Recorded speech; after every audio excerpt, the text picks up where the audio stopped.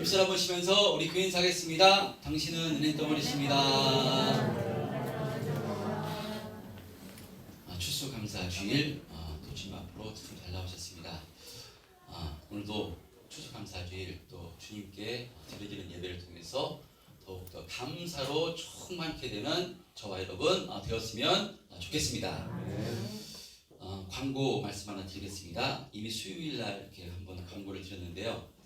그동안 한 해 동안 우리 교회를 섬겨주신 우리 조혁훈 목사님이 오늘 이번 주로 이렇게 사임을 하시고 다음 주일에는 이렇게 조혁훈 목사님 수속된 교단이 있습니다. 교단 거기 교회에 이렇게 청빙을 받아서 좋은 곳으로 가서 이렇게 다음 주는 그곳에서 이렇게 사역을 시작하게 되었습니다. 원래 사역자는 12월 달에 이렇게 많이 이동을 합니다. 그래서 빠른 것은 아니고요. 근데 그 교회가 저희는 이제 사역자가 또 한 명 있는데 거기는 사역자가 또 한 번도 안 계시다고 그래가지고 그래서 어쩔 수 없이 상황 때문에 다음 주일은 거기서 섬기게 되었는데요. 한 해 동안 잘 섬겨주셨고 또 옮겨가는 곳에도 다 똑같은 하나님의 교회입니다. 그곳에서 또 주님의 심정을 가지고 또 하나님께 잘 사역을 감당해 가시라고 우리 격려의 박수 한번 쳐주셨으면 좋겠습니다. 더 세게 한번 쳐주십시오. 감사합니다. 자, 이 추수감사절은 하나님께서 한 해 동안 지켜주시고 은혜 베풀어 주시사 풍성한 수확을 얻게 해주셨음에 이렇게 감사해서 하나님의 모든 것이 하나님의 은혜임을 고백해서 하나님께서 허락하신 이 추수물을 하나님께 올려드리며 감사하는 절기가 추수감사절입니다.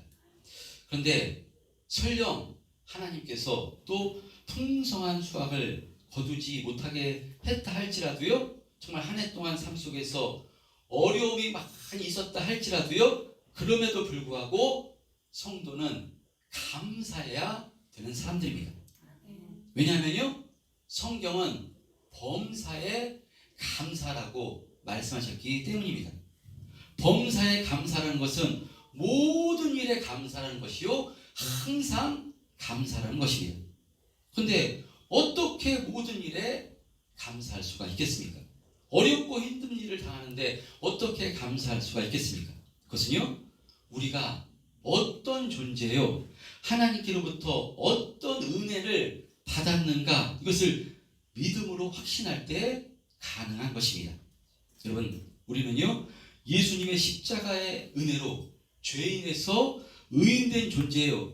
죄 사함 받아 영원한 생명을 소유한 하나님의 자녀가 된 것입니다.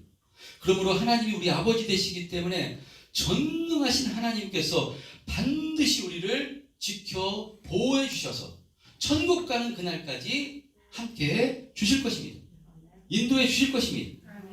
또한 우리가 이 땅에서 당하는 고통과 어려움도 하나님께서 허락하신 것이요, 이 모든 것을 통해서 우리를 더 하나님을 의지하는 자리로 하나님을 닮아 거룩해져 가라고 우리를 세움을 해주시기 위해서 하나님께서 허락해 주신 것임을 우리가 깨달아 할 때 어떤 상황, 어떤 환경 가운데서도 우리가 감사할 수가 있는 것입니다. 여러분, 올 한 해를 뒤돌아볼 때 하나님께서 은혜 베풀어 주셔서 풍성한 수확을 거두게 해주시고 또 삶 가운데 좋은 일이 많이 있었던 분도 계실 것입니다. 그러나 올 한 해 참 여러 가지 어려움에 처했던 분도 계실 것입니다. 그러나 어떤 처지였고 어떤 상황과 환경이었건 이 추수감사주의를 통해서 모든 것에 감사하시는 저 여러분 되었으면 좋겠습니다. 여러분, 하나님은 우리의 아버지가 되십니다. 우리는 하나님의 자녀입니다. 반드시 하나님의 방법으로 우리를 지키시고 인도해 주실 것입니다. 우리보다 우리를 더 사랑하시는 하나님이십니다. 우리를 사랑하사 독생자 예수 그리스도까지 아낌없이 우리를 위해서 허락하신 이 하나님이 확실히 믿음돼서 이 믿음으로 전 우리 참된 평안교회 성도님들이 천국 가는 그날까지 항상 감사하시기를 주님의 이름으로 축원드립니다. 아멘. 자, 오늘 추수감사주일을 맞이해서 이 추수감사절에 맞는 또 성경 본문을 가지고 말씀을 전할까 고민을 하다가요. 우리가 이제 개척한 지 지금 이제 8년째 접어들기 때문에 많이 이렇게 이 추수감사절에 대해서 내용을 다루었기 때문에 사도행전, 이어지는 사도행전 본문을 통해서도 추수감사절 우리에게 주시는 메시지가 있을 것으로 생각돼서 계속해서 사도행전을 통해서 은혜를 나누고자 합니다. 자, 그런 의미로 오늘 본문 17절, 18절 한번 합독해 보겠습니다. 17절, 18절 시작. 대제사장과 그와 함께 있는 사람 즉 사적에 있는 강가가 다 마음에 시기가 가득하여 일어나서 사도들을 잡아다가 옥에 가두었더니. 예, 지난 말씀에 사도들이 많은 표적과 기사를 일으킬 때 수많은 사람들이 병자와 귀신 들린 사람들을 데리고 교회 앞에 사도들 앞에 나올 때 다 나음을 받는 엄청난 역사가 일어났습니다. 그러나 오늘 본문에 보면 이 대제사장들과 사두개인 당파들은요, 어찌된 일인지 마음의 시기가 가득하여 사도들을 붙잡아 옥에 가둔 것입니다. 오늘 본문에 보면 이렇게 가뒀는데요, 생각할 때 아니 백성들이 병고침을 받고 귀신이 떠나간다면 이 사람을 이런 일을 행한 사람 박수를 쳐주고 정말 격려해주고 그래야 맞는 것 같은데 어찌된 일인지 이 대제사장과 이 사두개인 당파들은요, 이 사도들을 잡아 옥에 가둔 것입니다. 감옥도 그냥 감옥이 아니라요, 이 당시 감옥은 두 가지 종류가 있었습니다. 국가가 관리하는 감옥이 있었고요, 또 권세자들이 사설 감옥을 가지고 있었는데 지금 이들은 사도들을 공공 감옥에 가둔 것입니다. 공공 감옥에 가두려면 죄목이 있어야 되고 어떤 절차를 거쳐서 감옥에 가둬야 되는데 이들은 그럴 것도 없이 자기들 마음에 시기가 가득하여 사도들을 잡아 옥에 가둔 것입니다. 자, 그러면 이들이 왜 마음에 시기가 가득했는가? 이 대제사장과 사두개인 무리들은요, 베드로와 요한을 붙잡아서 예수의 이름으로 말하지도 말고 가르치지도 말라고 이렇게 경고를 했습니다. 경고했을 때 베드로와 요한은 우리는 그럴 수 없다. 하나님 앞에서 너희의 말을 듣는 것이 하나님 말씀 듣는 것보다 옳은가 판단하라. 우리는 보고 들은 것을 말하지 아니할 수 없다. 라고 이렇게 거부를 합니다. 그럴 때 이 대제사장과 사두개인 당파는요, 그 자리에서 잡아 죽이고 싶었을 것입니다. 그러나 이 베드로와 요한의 설교를 통해서 3,000명, 5,000명이 회개하고 돌아오는 역사가 있고요, 수많은 사람들이 예수를 따르니까 그렇게 하면 잘못하면 밀란이 일어날까봐 어떻게도 못하고, 또 베드로가 낫게 해준 이 안진뱅이에서 낫게 된 사람이 바로 옆에 있으니까, 증거가 옆에 있으니까 어찌할 바를 모르고 다시 한번 경고하고 협박하며 다시는 나가서 예수의 이름으로 말하지도 말고 가르치지도 말라 협박을 하고 이렇게 풀어줬습니다. 그런데 이들의 협박에도 전혀 개의치 않고요, 사도들은 예수님은 하나님의 아들이시요 구세주로서 우리를 위해서 십자가에 피 흘려 죽으시고 죽은 자 가운데서 3일 만에 부활하셨다. 그러므로 회개하고 구세주 되시는 예수님을 나의 구주로 영접해서 죄사함 받으라고 복음을 힘있게 선포했습니다. 이러할 때 대제사장과 사두개인들 아마 분이 났을 것입니다. 열분이 났을 것입니다. 그러나 이것 때문에 시기가 난 것은 아니었을 것입니다.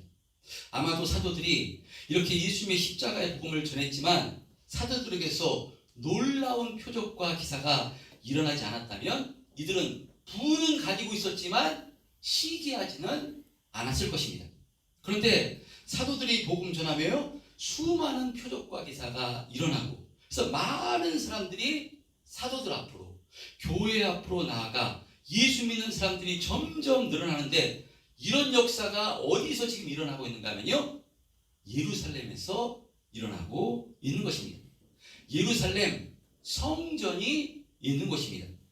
이 성전을 통해서 지금까지는 누가 영향력을 끼치고 있었는가 하면요, 대제사장과 바로 사두개인들이 영향력을 발휘하고 있었고, 그래서 이 영향력으로 이들은 종교적 이득을 취하고 있었는데, 그런데 예루살렘에서 이 사도들을 통해서 엄청난 표적과 기사가 일어나고, 그래서 예수 믿는 사람들의 공동체인 교회가 세워지게 되고, 그래서 부흥의 역사와 함께 엄청난 사람들이 몰려들기 시작하니까 대제사장과 사두개인들 마음에 시기가 가득하게 된 것입니다. 자, 그러나 사실은 시기가 일어나서는 안 되는 것입니다. 사실은 이들에게서 두려움이 일어났어야 됩니다. 왜냐하면 이들이 예수님을 십자가에 못 박아 죽였기 때문에, 거기에 앞장섰던 사람들이기 때문에 이들이 자신들이 죽인 그 예수가 메시아라고, 구세주라고, 하나님의 아들이라고 선포하는 바로 이들을 통해서 엄청난 기사와 표적이 일어날 때 이들의 마음속에 진짜 우리가 죽인 예수가 구세주라는 말인가, 메시아라는 말인가 라고 생각돼서요, 두려움이 일어났어야 되는데, 그러나 오늘 본문에 보면요, 이들에게는 두려움이 아니라 마음에 시기가 가득했던 것입니다. 그러니까 이 대제사장과 사두개인들은 절대로 예수가 메시아일 것이라고 전혀 생각하지 않은 것입니다. 이들은 오로지 무엇만 바라봤는가 하면요, 예수 믿는 무리들이 많이 생기게 되면 이 성전을 통해서 그동안 자신들이 이익을 취하고 있었는데, 이 종교적 이 주도권이 저쪽으로 넘어가면 어떻게 되는가, 자신의 이익이 없어지면 어떻게 되는가, 이것만 마음에 가득해서 시기심으로 불타올랐던 것이 이들인 것입니다. 대제사장들과 사두개인들 누구겠습니까? 이들은 이스라엘의 종교 지도자들입니다. 하나님께서 성전을 허락하시고 제사장을 허락하신 이유가 무엇이겠습니까? 율법을 허락하신 이유가 무엇이겠습니까? 이러한 성전과 하나님의 말씀인 율법을 기초로 해서 이 제사장들은 백성들을 잘 이끌고 가르쳐서 하나님을 경외하는 자로, 하나님 말씀에 순종하는 자로 세우는 것이 이들의 사명인데, 이들의 마음속에는 탐심이 가득해서 오직 이 종교를 이용해서 자신들의 이득을 챙기려 하는 데만 집중하고 있었던 것입니다. 아마 처음부터 그랬던 것은 아니었을 것입니다.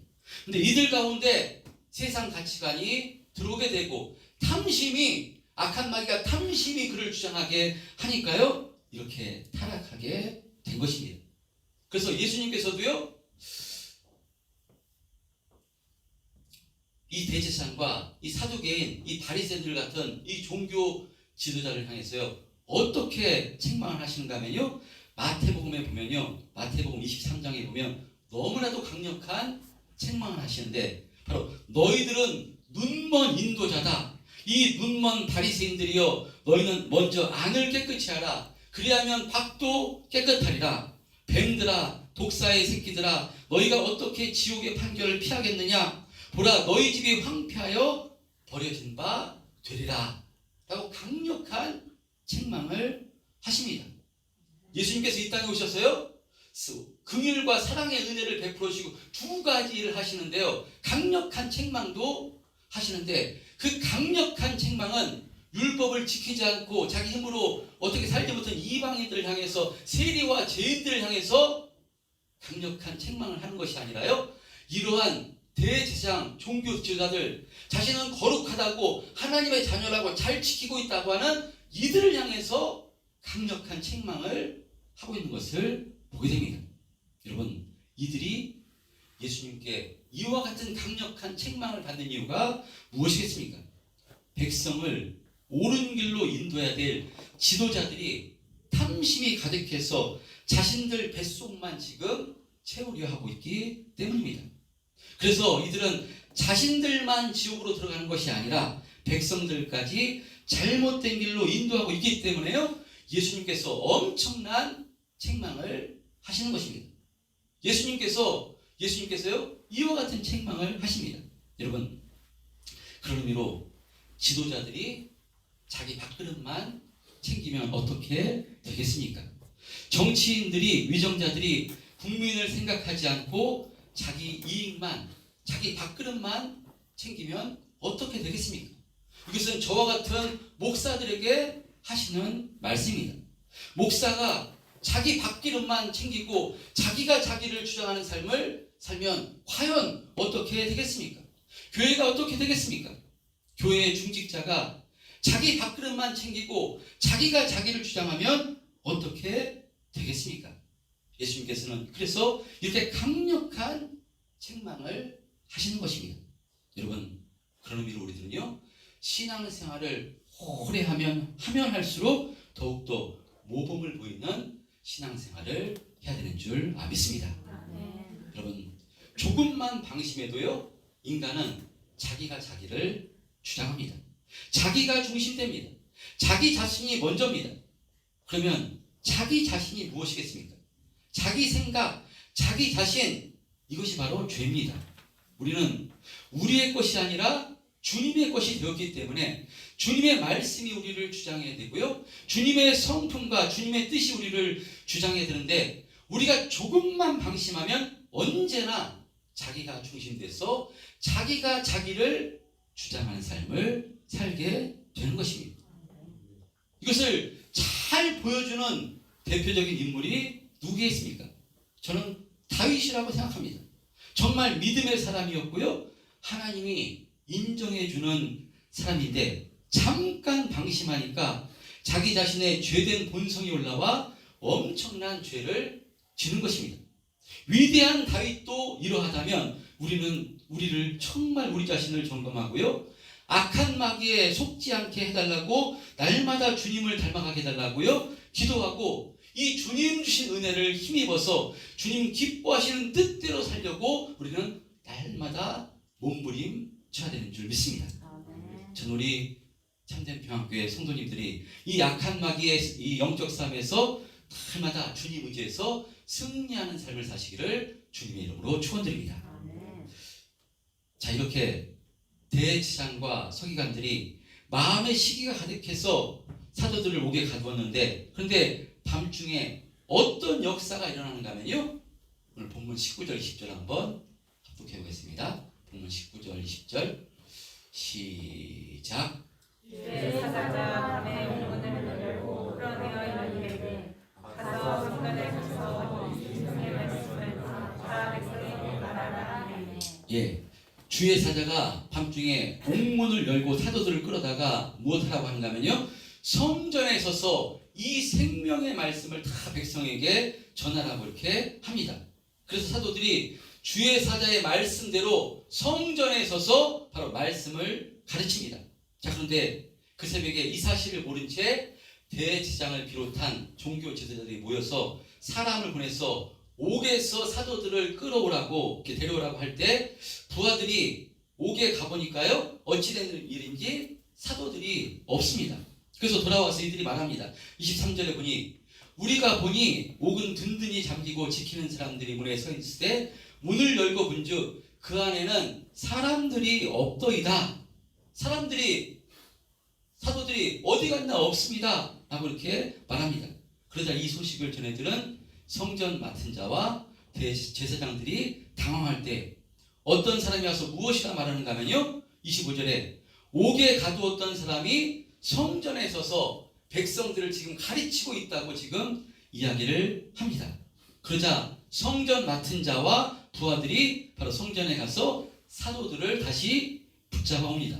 이렇게 잡혀온 사도들에게 대제사장이 무엇이라고 지금 말하는가 하면요, 사도행전 4장에서 말했던 것 같은 비슷한 말을 하는데요, 28절에 보면 28절 뭐라고 얘기하는가 하면요, 시작. 이르되 우리가 이 이름으로 사람을 가르치지도 말라고 언금하였을 때 너희가 너희 가르침을 예루살렘에 가득하게 하니 이 사람의 피를 우리에게로 돌리고자 함이로다. 자, 그러자 이 말을 들은 베드로와 사도들이 무엇이라고 선포하는가 하면요, 29절에서부터 오늘 32절까지 한번 합독해 보겠습니다. 시작. 베드로와 사도들이 대답하이르되 사람보다 하나님께 순종하는 것이 마땅하니라.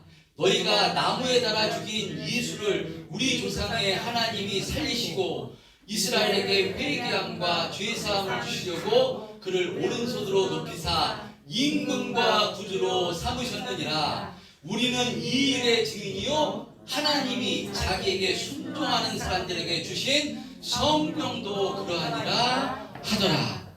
예, 이렇게 베드로와 사도들이요 바로 무엇을 선포하는가 하면요, 예수님의 십자가의 죽으심과 이 부활, 이 복음을 선포하고 있는 것입니다. 너희들이 십자가에 매달아 죽인 예수를 우리 조상의 하나님이 다시 살리셨다. 하나님께서 그분을 바로 임금과 우리의 구주로 삼으셨다. 우리가 다 이 일의 증인이요 성령도 그러하도다. 그러므로 우리들은 너희의 말보다 하나님께 순종하는 것이 마땅하도다 라고 선포하고 있는 것입니다. 최고의 권세자들 앞에, 이 종교 지도자들 앞에요, 정말 십자가 복음을 당당하게 지금 이 사도들이 선포하고 있습니다. 너무나도 멋진 모습이고요, 대단한 모습입니다. 통쾌한 모습입니다. 여러분, 어떻게 해야 이런 믿음을 가질 수 있을까? 정말 부럽고 대단한 모습입니다. 하나님께서 이들의 이 믿음을 보시고 성령께 붙들려 옥문을 여서서 바로 이 복음을 선포케 하신 것입니다. 여러분, 그런데 오늘 본문에서는요, 하나님께서 어떤 방법으로 옥문을 여시고 어떻게 사도들을 탈출시켰는가, 그것이 기록되어 있지 않습니다. 간단하게만 기록되어 있습니다. 자세하게 기록되어 있지 않습니다. 자세하게 기록되어 있지 않는 것, 역설적으로 무슨 의미가 있는가? 이것은요, 이러한 문제는 하나님께 아무 문제가 될 것이 없다고 역설적으로 말씀한 것이라고 생각됩니다. 하나님은 누구시겠습니까? 천하 만물을 창조하시고 모든 것을 주장하시는 분이 하나님이십니다. 그러므로 하나님께서 주장하실 때, 역사하실 때 하나님께서 못하실 게 무엇이겠습니까? 그래서 이것을 자세하게 기록하지 않은 것은 역설적으로 하나님은 능치 못함이 없는 하나님이심을 말씀하고 있는 것이라고 생각됩니다. 여러분, 이렇게 하나님께서는 옥문을 열으셔서요, 사도들을 탈출시켜서 예수님의 십자가 복음을 선포케 하시는데, 여러분, 그런데 이러한 기사와 표적은 바로 사도행전 당시에만 일어나는 것이 아니라 지금도 일어나고 있는 줄 믿습니다. 방법은 틀리지만 지금도 이런 역사가, 하나님의 역사가 일어나고 있는 줄 믿으시기를 주님의 이름으로 축원드립니다. 그러나 하나님께서요, 필요하시다면 바로 그 모든 방법을 통해서 하나님의 영광을 나타나시고요, 주님을 믿는 성도들을 통해서 살아계신 하나님을 증거하십니다. 그때와 방법은 틀릴 수 있지만요, 지금도 하나님께서, 성령님께서 역사하고 있는 것입니다. 이것을 우리는 무엇을 통해서 확신할 수 있는가 하면요, 십자가를 바라볼 때 이것을 확신할 수 있는 것입니다. 우리를 위해서 하나님께서 아들을 십자가에 거신 것입니다. 아들을 십자가에 걸기까지 하셨는데 무엇이 우리에게 아까울 게 있겠습니까? 아들을 걸고 우리를 살리셨는데 우리를 위해서 못하실 게 무엇이겠습니까? 그깟 옥문 좀 열고 사도들을 탈출시키는 것, 무엇이 하나님께 어렵겠습니까? 하나님께서는요, 필요하시다면 지구를 반쪽을 내서라도 우리를 도우시고 우리를 살리시는 분이 우리 하나님이십니다. 할렐루야. 오늘 본문 가운데 하나님의 일을 지금 누가 가로막고 있습니까? 어리석게도 대제사장과 이 사두개인 당파들이 모여서 바로 사도들을 가로막고요, 옥문을 옥에다가 감옥에다 가둔 것입니다. 여러분, 그럴 때 하나님께서는요, 이 옥문을 열어서 이 사도들로 하여금 복음을 전하게 하시는 것입니다. 그러므로 이것을 통해서 우리들에게 무엇을 말씀하는가 하면 하나님의 일을 어느 누구도 가로막을 수 없음을 말씀하는 것이고, 그 어느 것도 하나님을 방해할 수 없음을 말씀하고 있는 것입니다. 하나님께서 한번 하시겠다고 결정하시면 그 어느 누구도 가로막을 수 없습니다. 옥문이 가로막습니까? 옥문을 여시는 것입니다. 홍해 바다가 가로막습니까? 홍해 바다를 가르십니다. 여리고성이 가로막습니까? 백성들 향해서 하루에 한 번씩 돌고 마지막 7바퀴 돌고 나팔 불고 소리쳐라. 하나님의 방법으로 여리고를 무너뜨리십니다. 누가 하나님을 방해하겠습니까? 누가 하나님을 가로막겠습니까? 누가 하나님을 막습니까? 그럴 수 없습니다. 그런 자는 이 세상에 있을 수가 없습니다. 여러분, 그러므로 하나님께서 태초부터 우리를 선택하셔서 우리를 구원하시기 위해서 당신의 아들 예수님을 십자가에 걸고 우리를 구원하시겠다고 결단하시고 실천하셨는데, 그렇다면 이 하나님의 결심을 누가 가로막고 방해할 수가 있는 것입니까? 그럴 수 없습니다. 그런 존재란 있을 수가 없습니다.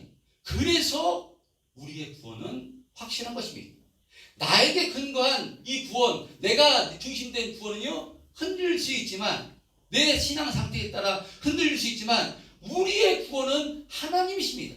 하나님께서 결정하시고 하나님께서 예수를 십자가에 걸고 이미 실천하셨기 때문에 우리의 구원은 확실한 것입니다. 할렐루야. 이것이 우리의 구원입니다. 절대로 우리의 구원은 흔들리지 않습니다. 예수 그리스도 안에만 있기만 하면요, 하나님께서 모든 것을 동원해서 우리를 반드시 천국 가는 그날까지 인도해 주실 것입니다. 그래서 바로 이것을 구약에서는요, 베델에서 야곱에게 이와 같이 약속하십니다. 창세기 28장 15절에 보면요, 야곱에게 이렇게 베델에서 약속하시는데요. 창세기 28장 15절 시작. 내가 너와 함께 있어 내가 어디로 가든지 너를 지키며 너를 이끌어 이 땅으로 돌아오게 할지라. 내가 내게 허락한 것을 다 이루기까지 너를 떠나지 아니하리라 하신지라. 할렐루야. 야곱에게 이 약속을 하시고요, 그 약속을 그대로 이루신 분이 우리 하나님이십니다. 신약에서는 마태복음 28장 20절에 우리가 잘 아는 말씀, 내가 너희에게 분부한 모든 것을 가르쳐 지키게 하라. 볼지어다 내가 세상 끝날까지 너희와 항상 함께 있으리라. 할렐루야. 그리고 하나님께서는 이렇게 예수 그리스도 십자가 대속의 은혜를 통해서요, 우리를 구원하시고 우리를 끝까지 지키시겠다고, 함께 하시겠다고 약속하신 것입니다. 이것이 바로 최고의 복된 소식, 바로 복음입니다. 그래서 사도행전에서 사도들을 탈출시켜서 바로 이 성전에서 이 복음을 선포케 하신 것입니다.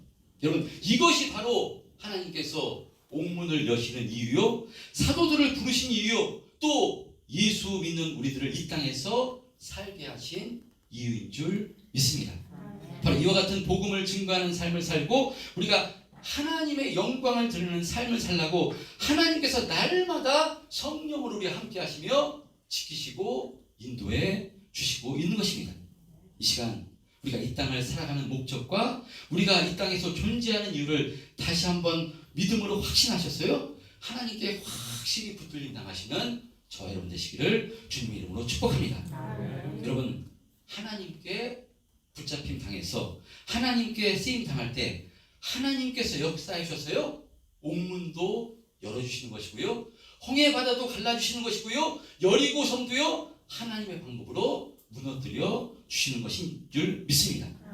이 추수감사 주일을 맞이해서 하나님께서 우리를 이와 같이 사랑하시고 지켜 보호해 주시며 반드시 천국 가는 그날까지 인도해 주심을 다시 한번 믿음으로 확신하심으로 우리 참된 평안교회 성도님들은 이 믿음으로 항상 감사하시고 범사에 감사하시고 날마다 감사의 수준이 깊어져 가시는 은혜 있으시기를 주님의 이름으로 축원드립니다. 전 우리 참된 평안교회 성도님들이 정말 범사에 감사하셨으면 좋겠습니다. 어떤 상황, 어떤 환경 가운데서도 감사하셨으면 좋겠습니다. 힘들고 어려울 때도 감사하셨으면 좋겠습니다. 기쁠 때는 더 감사하셨으면 좋겠습니다. 악한 마귀가 흔들 때도 감사하셨으면 좋겠습니다. 여러분, 어떻게 이런 상황 가운데 항상 감사할 수가 있겠습니까? 그것은요, 믿음이 있을 때 감사하게 되는 줄 믿습니다. 환경을 쳐다보면요, 흔들리는 감사입니다. 그러나 하나님을 의지하는 믿음, 하나님을 신뢰하는 믿음, 여러분 하나님을 많이 믿어주시기를 바랍니다. 하나님께서 우리를 어떻게 축복해 주셨는가 하면요, 아들을 거셨습니다. 아들을 십자가에 걸기까지 모든 것을 주셨습니다. 아들이 죽는 것이 편합니까? 아버지가 죽는 것이 편합니까? 아버지가 죽는 것이 훨씬 쉬운 것입니다. 가장 사랑하는 아들을 어떻게 죽입니까? 아들을 죽였다는 것은 하나님이 죽으신 것보다 수천 배, 수만 배 더 큰 사랑인 것입니다. 우리가 이 사랑을 받았고요. 그렇기 때문에 하나님께서는 그리스도 예수 안에 있는 자를 절대로 포기하지 않으시고 천국 가는 그날까지 하나님의 방법으로 믿음을 키우게 하시고 자라게 하시고 날마다 인도해 주시는 줄 믿습니다. 그래서 이 믿음을 가질 때 우리가 항상 감사하게 되는 것이고요. 범사에 감사하게 되는 것이고요. 악한 관계가 교묘하게 흔들어서 우리의 마음을 힘들게 할 때, 환경을 통해서 힘들게 할 때도요, 그 환경을 바라보면 낙심되고 절망되지만 그런 가운데서도 우리와 함께 하시는 하나님을 바라볼 때, 이 하나님을 신뢰할 믿음이 확실할 때, 그럼에도 불구하고 우리가 감사하게 되는 줄 믿습니다. 추수감사주의를 맞이해서 다시 한번 이 하나님을 의지해서 감사하는 저와 여러분 되었으면 좋겠고, 또 2022년 한 해도 감사함으로 잘 마무리하시는 우리 참된 평안교회 성도님들 다 되시기를 주님의 이름으로 축원드립니다.